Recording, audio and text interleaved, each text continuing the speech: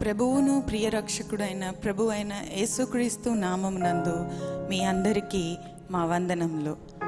Pastor late Augustine Jillela గారు స్థాపించిన the Lord's Chappell సంఘ కాపరి అయిన పాస్టర్ జోసెఫ్ కే జిల్లెల గారి కృపగల ఉపదేశము అను ఈ కార్యక్రమాన్ని వీక్షిస్తున్న మీ అందరికీ మా స్వాగతాన్ని తెలియజేస్తున్నాం.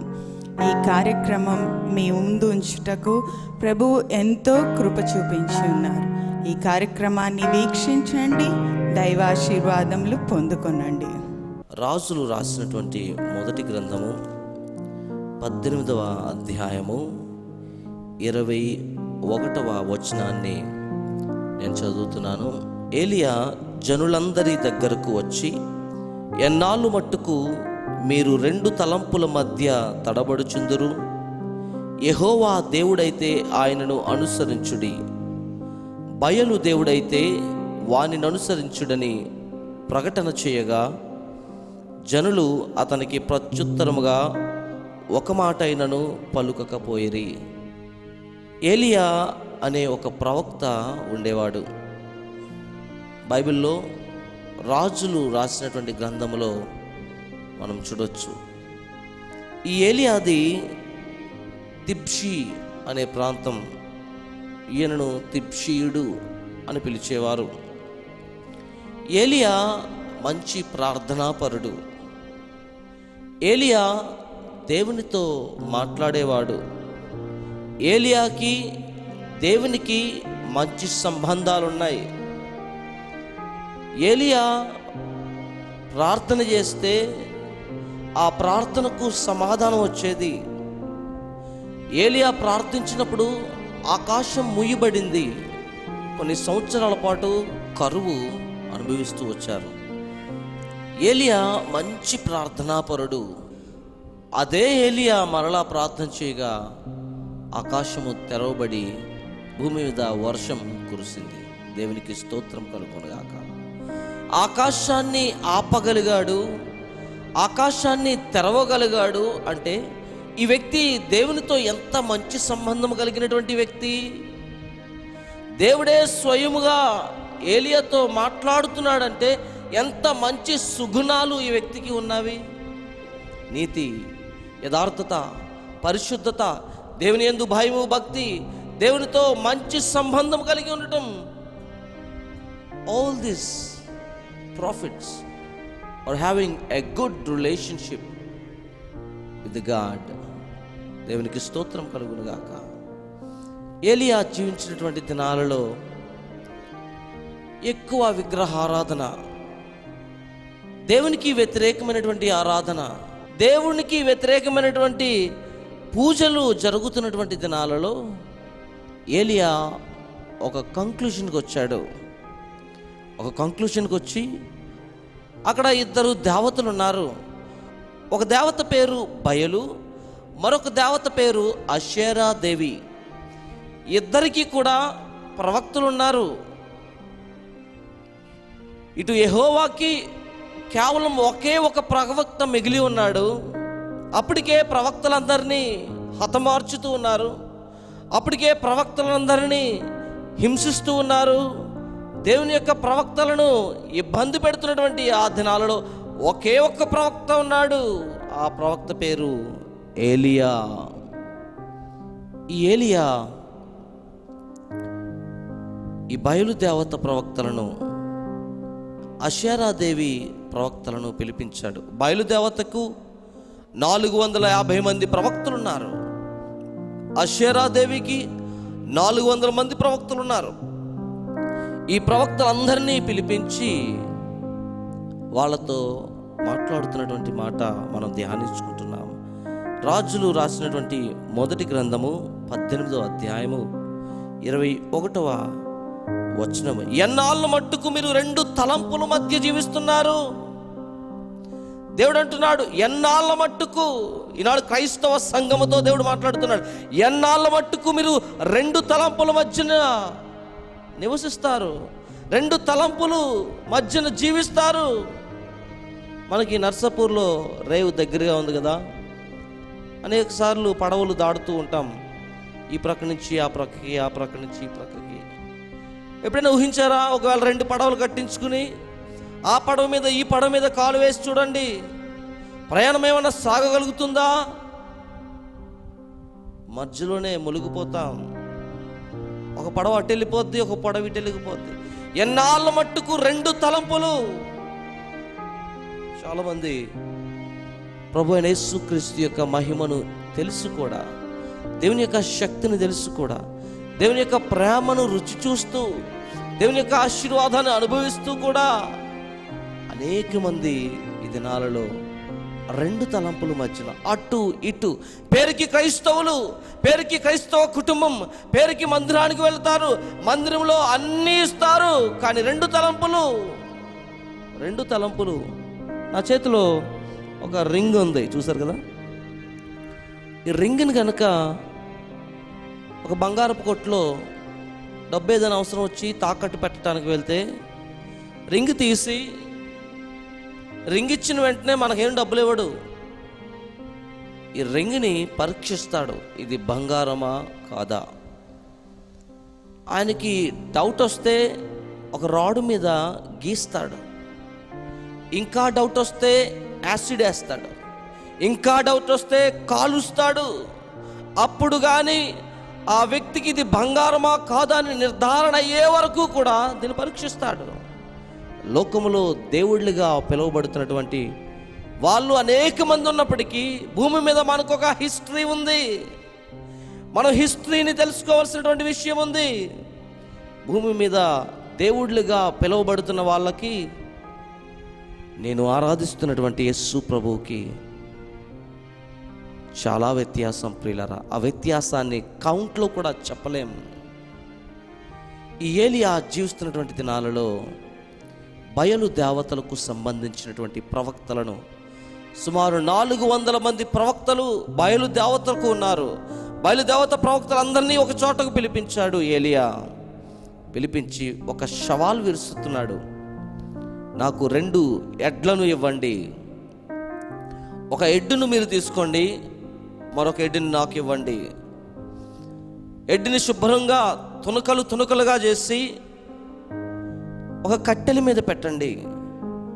కట్టెల మీద ఈ ఎద్దును పెట్టిన తర్వాత కింద అగ్ని లేకుండా మీ దేవత పేరు పెట్టి ప్రార్థన చేయండి. మీ ప్రార్థన ఆలకించబడితే ఆకాశం నుంచి అగ్ని వచ్చి ఈ వధించబడిన లేక తునకలుగా చేసినటువంటి ఎద్దుని ఆకాశం నుంచి అగ్ని వచ్చి దహించాలి. ఇది ఏలియా ఇచ్చినటువంటి ప్రకటన బయలుదేవతలతో. ఈ బయలుదేవతకు సంబంధించినటువంటి 400 మంది ప్రవక్తలు ఉదయం మొదలుకొని సాయంత్రం వరకు కూడా వాళ్ళ దేవత పేరును బట్టి ప్రార్థన చేశారంట. వాళ్ళ దేవత పేరును బట్టి దేవుణ్ణి ఆరాధించారు. వాళ్ళు ఎలా ఆరాధించారో తెలుసా? దేవుని వాక్యం చెప్తుంది. రాజులు రాసినటువంటి మొదటి గ్రంథము 18వ అధ్యాయము 26వ వచనాన్ని నేను చదువుతున్నాను. వారు తమకు ఇయ్యబడిన ఎద్దును తీసుకుని సిద్ధము చేసి ఉదయం మొదలుకొని మధ్యాహ్నం వరకు బయలా మా ప్రార్థన వినుమని బయలు పేరును బట్టి ప్రార్థన చేసిరి. కానీ ఒక మాట అయినను ప్రత్యుత్తరం ఇచ్చేవాడు లేకపోగా వారు తాము చేసిన బలిపీఠమునొద్ద గంతులు వేయ మొదలుపెట్టిరి.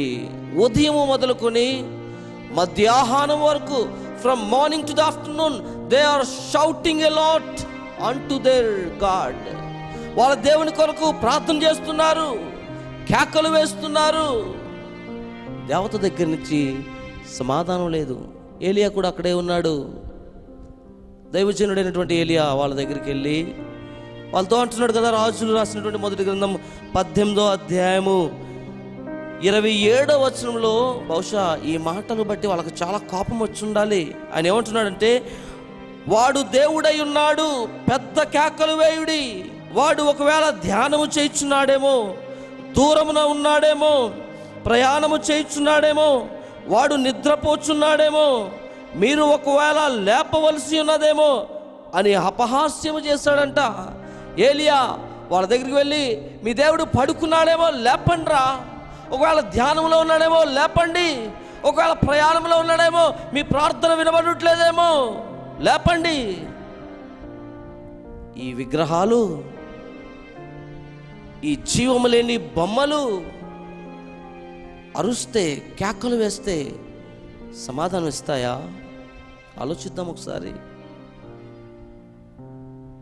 ఎంత కేకలు వేసినా చివరికి వాళ్ళు ఎలాంటి ఆరాధన, ఎలాంటి పూజ, ఎలాంటి ప్రార్థన చేస్తారో తెలుసా?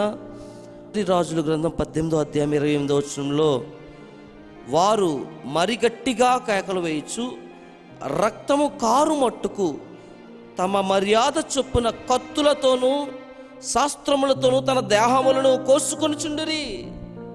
ఉదయం నుంచి మధ్యాహ్నం వరకు వాళ్ళ దేవతకు ప్రార్థన చేస్తున్నారు, కానీ ఆకాశం నుంచి అగ్ని రావట్లేదు, బలి పశువును వధించడానికి అగ్ని రావట్లేదు.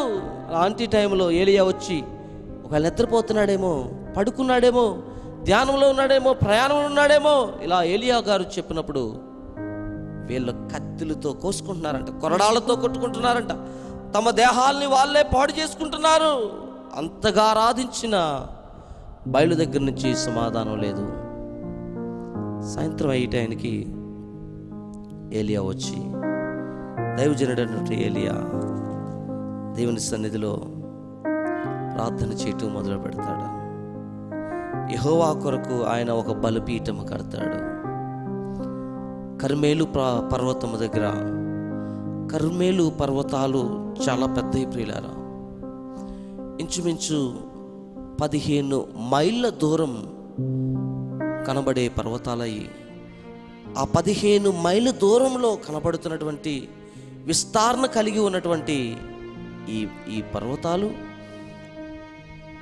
పర్వతాల్లో ఒకటైన కర్మేలు పర్వతం సుమారుగా 555 అడుగులు ఎత్తు కలిగినటువంటి పర్వతం. ఈ పర్వతము దగ్గర ఏలియా యెహోవాకు బలిపీఠము కట్టి, బలిపీఠము దగ్గర ఆయన తునకలుగా చేసినటువంటి ఎద్దు యొక్క ఆ శరీర భాగాలను పెట్టి యెహోవాకు ప్రార్థన చేశాడు. చదువుతున్నాను ఆ ప్రార్థన. రాజులు రాసినటువంటి మొదటి గ్రంథము 18వ అధ్యాయము 36వ వచనం నుంచి నేను చదువుతున్నాను.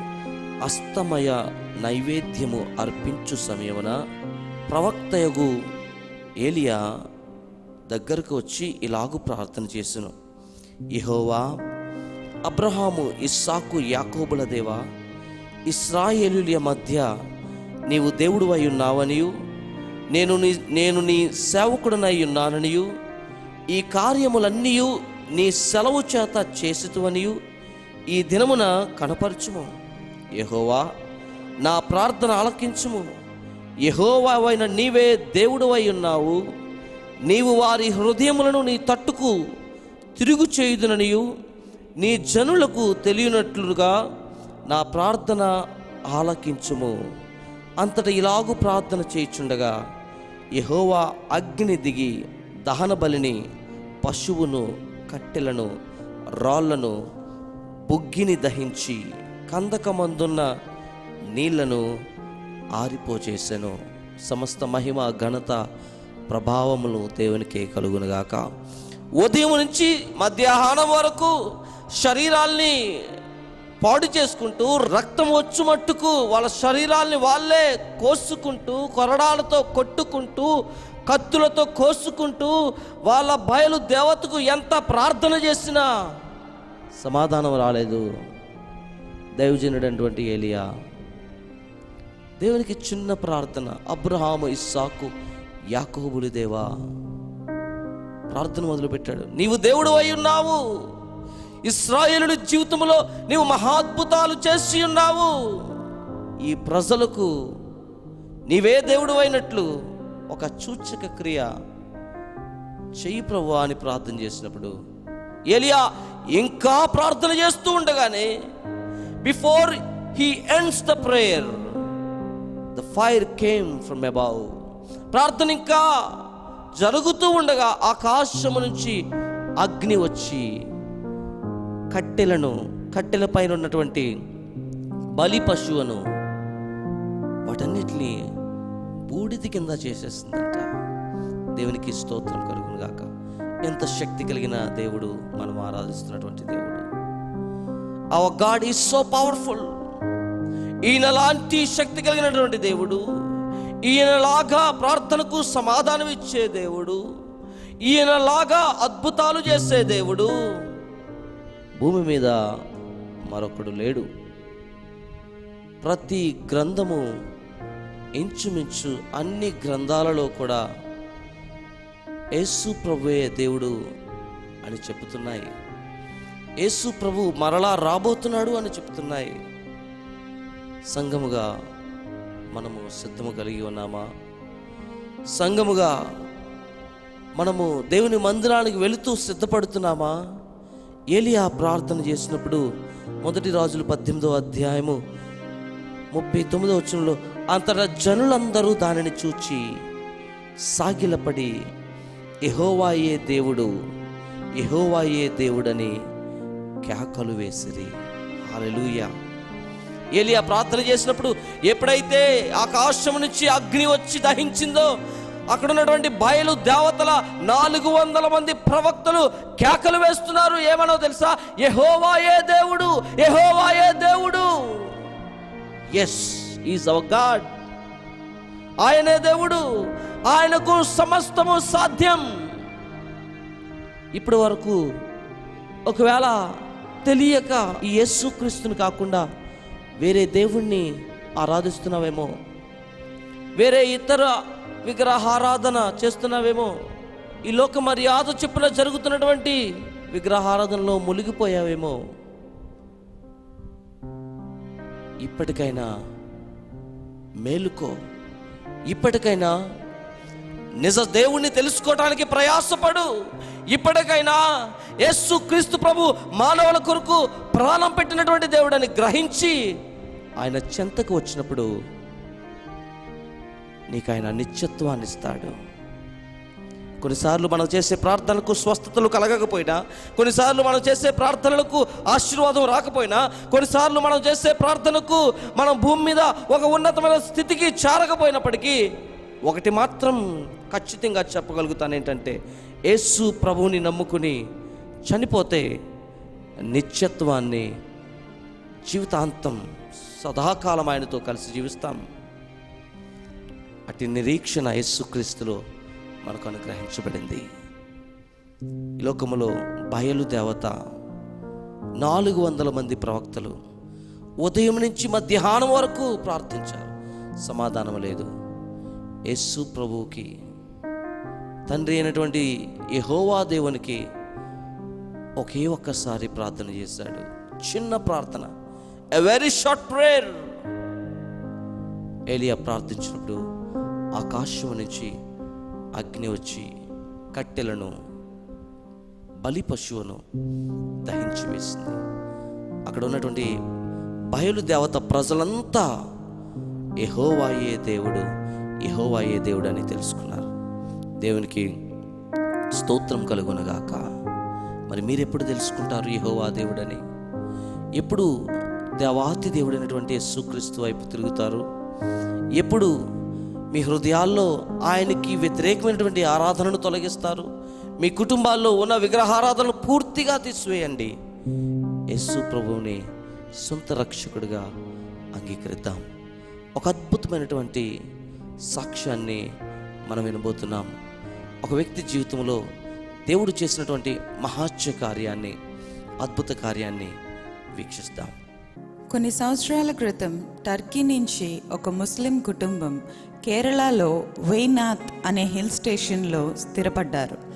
ఆ తల్లిదండ్రులకు 6 సంతానం. ఆ 6లో 3వ బిడ్డ సులేమాన్. సులేమాన్ గర్భంలో ఉంటుండగానే డాక్టర్స్ తల్లి గర్భంలో ఇన్ఫెక్షన్ ఉందని ఆమెను అబార్షన్ చేయించుకోమని చెప్పారు. ఆ తల్లి గొప్ప ముస్లిం భక్తురాలు. ఆమె ఇంటికి వెళ్ళి అల్లాకు ప్రార్థన చేసింది. అయ్యా, జీవం ఇవ్వగలిగినా తీసుకోగలిగినా నువ్వే, కనుక ఈ బిడ్డ సక్రమంగా జన్మిస్తే నీకు ఈ బిడ్డను సమర్పించుకుంటాను అని నిబంధన చేసుకుంది. మరి అల్లా తన ప్రార్థనలు ఆలకించాడో ఏమో కానీ ఆ బిడ్డ సక్రమంగా జన్మించాడు. జన్మించిన వెంటనే 8 సంవత్సరాలు ఆ బిడ్డను సాకి 8వ సంవత్సరంలో ఆమె నిబంధన ప్రకారం ఆ బిడ్డను ఒక అరబిక్ కాలేజ్కి ఆమె పంపించింది. ఆ అరబిక్ కాలేజ్లో 10 సంవత్సరాలు తర్ఫీద్ తీసుకున్న తర్వాత, అంటే ఆయన వయసు అప్పటికి 18 సంవత్సరాలు, తర్ఫీదు తీసుకున్న తర్వాత ఆయన ముస్లిం ఇమామ్గా మారాడు. ముస్లిం ఇమాం అంటే ముస్లిం మత బోధకుడు అని అర్థం. ఆయన ఇమామ్గా మారిన తర్వాత ఒక చోట ముస్లిం మతాన్ని గురించి ప్రచారం చేస్తూ యేసు ప్రభువు అసలు దేవుడే కాడు అని చెప్పాడు. యేసు ప్రభువు దేవుడు కాడా అని ఒక ప్రశ్న ఆ గుంపులోంచి వచ్చింది. అసలు ఈ యేసు ప్రభువు ఎవరు అని ఒక ఆయన అడిగాడు. ఆ గుంపు నుంచి వచ్చిన ప్రశ్నకు సమాధానం తెలుసుకోవడానికి ఆయన ఖురాన్ చదవడం మొదలుపెట్టారు. ఖురాన్లో ఆయన చాలా విషయాలు కనుగొన్నారు. అందులో మొదటిగా ఆయన కనుగొన్న విషయం ఏంటంటే, ఖురాన్లో మొత్తం 114 అధ్యాయాలు ఉన్నాయి. 114 అధ్యాయాల్లో 6666 వచనాలు ఉన్నాయి.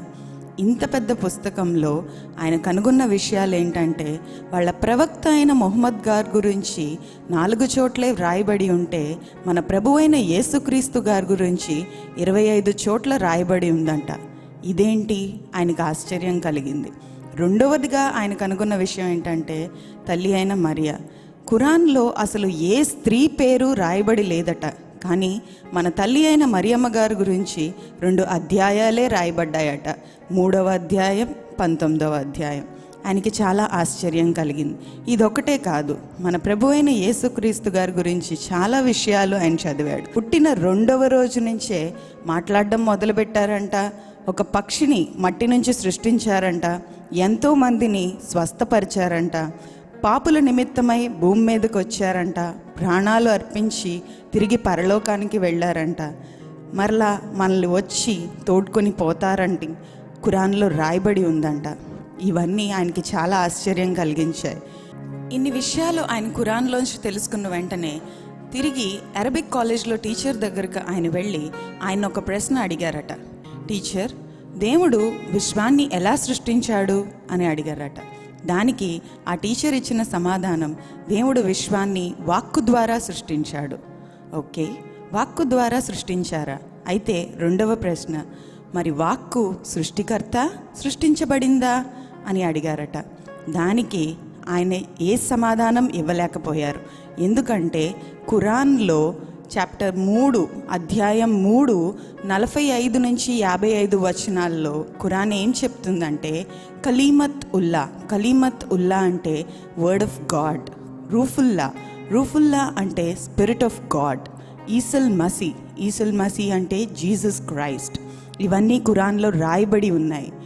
ఇప్పుడు ఈ టీచర్ వాక్యం సృష్టికర్త అని చెప్పారు అని అంటే, సృష్టికర్త అకార్డింగ్ టు ఖురాన్ కలీమత్ ఉల్లా ప్రకారం word of God is Jesus Christ.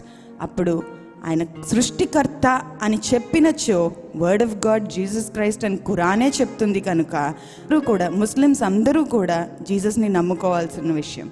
So ఆయన సృష్టికర్త అని చెప్పలేకపోయారు. లేదు, సృష్టించబడింది అని చెప్పారే అనుకోండి, సృష్టించబడినప్పుడు సృష్టికర్త ఎవరు? తిరిగి దానికి సమాధానం మన ప్రభువైన యేసుక్రీస్తు. కనుక ఆయన 2 విషయాల్లో ఏదీ చెప్పలేక నిరాకరించడమే కాకుండా వాక్యం సృష్టికర్త కాదు, సృష్టించబడలేదు, నువ్వు దయచేసి నా రూమ్లోంచి బయటికి వెళ్ళిపో అని ఆయన్ని తోసేశారు. ఆయనలో ఈ కన్ఫ్యూజన్ మొదలైంది. ఆయనకి సమాధానం ఎక్కడి నుంచి దొరకలేదు. ఆయనకి నిజదేవుడు ఎవరో తెలియని సమయంలో ఆయన తన ఖురాన్ను తీసుకుని తన గుండెల మీద పెట్టుకుని వెంటనే ప్రార్థన చేయడం మొదలుపెట్టారు. అల్లా, నాకు నిజదేవుడు ఎవరో మీరే తెలియజేయండి. ఈ ప్రజల వద్ద నుంచి నాకు సమాధానం రావట్లేదు అని అడిగినప్పుడు వెంటనే అల్లా చాప్టర్ 10:94 వర్స్తో ఆయనతో మాట్లాడడం మొదలుపెట్టారు. అందులో ఏమని రాయబడి ఉందంటే, మీలో ఎవరికైనా ఏదైనా సందేహం వచ్చినప్పుడు మీరు వెళ్ళి బైబిల్ చదవండి, బైబిల్లో నిజం రాయబడి ఉంది. దాంతో ఈయన బైబిల్ చదవడం మొదలుపెట్టారు. బైబిల్ చదవడం మొదలుపెట్టి అర్థం చేసుకోవడం కష్టం కనుక ఈయన ఒక బైబిల్ కాలేజ్కి వెళ్ళాలని నిర్ణయించుకుని అక్కడే కేరళలో స్థాపించబడిన డివైన్ రిట్రీట్ సెంటర్ అనే సెంటర్కి వెళ్ళి తన చదువులు మొదలుపెట్టాడు. అక్కడ ఆయన కనుగొన్న విషయం ఏంటంటే, యోహాను 1:1 ప్రకారం ఆదియందు వాక్యముండెను, వాక్యము దేవుని యొద్దే ఉండెను, దేవుడు వాక్యమై ఉండెను అని రాయబడి ఉంది. అది చదివిన వెంటనే ఆయనకి చాలా సంతోషం కలిగింది. తరువాత యోహాను 1:12 ప్రకారం ఆయన కనుగొన్న విషయం ఏంటంటే, ఎవరైతే ప్రభువైన యేసుక్రీస్తును అంగీకరించిన వారికి దేవుడు శక్తినిస్తాడట, శక్తినిచ్చి తన బిడ్డలుగా అంగీకరిస్తాడంట. అది వినగానే ఆయన ఒళ్ళు పులకరించి పడింది. ఎందుకంటే మొత్తం ఖురాన్లో అల్లా ఎప్పుడూ కూడా తన ప్రజలను బానిసలుగానే చూశారట. చాలా చోట్ల ఆయన మీరందరూ నా బానిసలు, నేను మీ యజమానిని అని అన్నారంట. ఎవరికైనా బానిస అని ఒకరి చేత అనిపించుకోవడం బాగుంటుందా చెప్పండి? కానీ ఈయన ఖురాన్ మొత్తంలో అదే చూశారంట. కానీ మన బైబిల్లో మన దేవుడు, మన ప్రభువైన యేసుక్రీస్తుని మనం అంగీకరిస్తే ఆయన మనల్ని తన బిడ్డలుగా చేసుకుంటాడని రాయబడి ఉంది. ఆయనకి చాలా సంతోషం కలిగింది. ఏంటి, నేను ఆయన్ని అంగీకరిస్తే అతను నా తండ్రా, నేను ఆయన్ని డాడీ అని పిలవచ్చా అని ఆయన నిర్ణయించుకుని వెంటనే ప్రభువైన యేసుక్రీస్తు వారిని అంగీకరించారు. కుటుంబ సభ్యులకు ఆ విషయం తెలియదు. కుటుంబ సభ్యులు ఎప్పుడైతే ఆ విషయాన్ని కనుగొన్నారో ఆయనకి చిత్రహింసలు మొదలయ్యాయి. ఇంటికి తీసుకెళ్లారు, శుభ్రంగా కొట్టారు, ఒక గదిలో బంధించారు, కాళ్ళు చేతులు గొలుసులతో కట్టేశారు. దాంతో ఆ చిత్రహింస ఆగలేదు. కొట్టబడిన చోటల్లా కారంతో పూసారు. ఇదంతా చాలా నొప్పి. ఆయన చాలా భరించారు. కానీ ఓర్పుతో సహనంతో వేచి ఉన్నారు. ఇలా 20 రోజులు గడిచింది. ఆహారం లేదు, నీరు లేదు. ఒకరోజు దాహంతో ఆయన అరవగా ఆయన అన్నయ్య వెళ్ళి ఆయన నోట్లో మూత్రం వేయడం కూడా జరిగింది. ఆయన కాళ్ళు చేతులు కట్టబడ్డాయి కనుక ఏమీ చేయలేక అది కూడా తాగాడు. ఇదంతా ఎంత దయనీయమైన పరిస్థితి. ఇవన్నీ ఆయన ప్రభువైన యేసుక్రీస్తు గారి గురించి భరించారు. ఇలా ఉంటుండగా 20 రోజులు ఆహారము నీరు లేకపోవడం వల్ల ఆయన ఒళ్ళు మొత్తం నీరసపడిపోయింది. ఒక న్యూ బోర్న్ బేబీగా ఆయన మారిపోయారు. ఇలా ఉంటుండగా వాళ్ళ నాన్నగారు మళ్ళీ ఒకరోజు గదిలోకి వచ్చి గొంతు గట్టిగా నొలవడం మొదలుపెట్టారు. అప్పుడు ఆయనకి స్పృహ వచ్చి చూసేసరికి వాళ్ళ నాన్నగారు చెప్పారు, ఇది నీకు లాస్ట్ ఛాన్స్, నువ్వు తిరిగి మన మతంలోకి వస్తే బ్రతుకుతావు, లేకపోతే ఇప్పుడు నేను తెచ్చిన కత్తితో చావును చూస్తావు అని అన్నారు. కానీ ఈయన ప్రభువైన యేసు కోసం చనిపోతే నాకు తిరిగి లైఫ్ ఉంటుందని నిర్ణయించుకున్నారు. ఎప్పుడైతే నిర్ణయించుకున్నారో ఆయన మీద ఒక ప్రకాశవంతమైన వెలుగు పడింది. ఆ వెలుగుతో ఆయనకి చెప్పలేని ఎనర్జీ వచ్చింది. ఆ ఎనర్జీ వల్ల ఆయన తండ్రి చేయిని కిందకి లాగి జీసస్ అని గట్టిగా అరిచారు.